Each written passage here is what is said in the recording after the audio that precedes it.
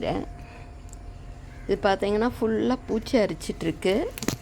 இந்த ஸ்னெயில் தான் இந்த மழைக்கு நல்லா வந்திருந்தது மேலெல்லாம், அதான் சாப்பிட்டுடுச்சுன்னு நினைக்கிறேன்.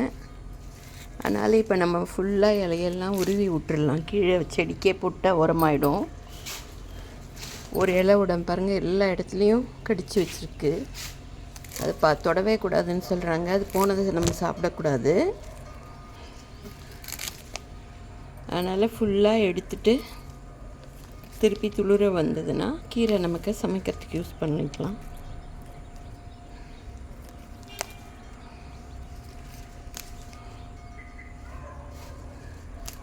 நிறைய பூ கூட வந்திருந்தது இது மழைக்கு முன்னாடி.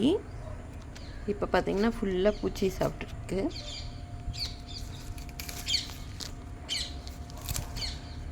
இது மல்டி விட்டமின் கீரைன்னு சொல்லுவாங்க. இதில் எல்லா விட்டமின்ஸும் இருக்குதுன்னு சொல்லுவாங்க. அதனால் இது கடையில் கூட கிடைக்காது, நம்ம தோட்டத்தில் தான் வச்சுக்கணும். பாட்டில் வச்சா போதும், ஒரு குச்சி வச்சாவே நல்லா வந்துடும்.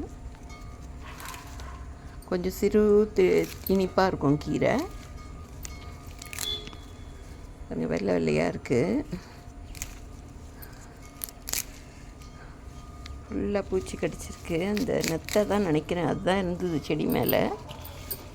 அது தொடவே கூடாதுங்கிறாங்க. நம்ம அதை பற்றி சாப்பிட முடியாது.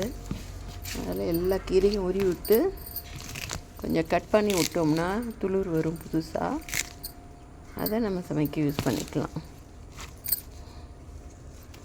தவசிக்கீரை எல்லாமே நான் தொட்டிலேயே போட்டுறேன் திரும்பி.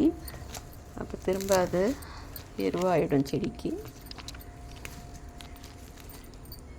தவசிக்கீரை இல்லைன்னா மல்டி விட்டமின் கீரை அப்பப்போ உருவி விடும் போது நமக்கு நல்லா ஃப்ரெஷ்ஷாக துளிர் வரும்.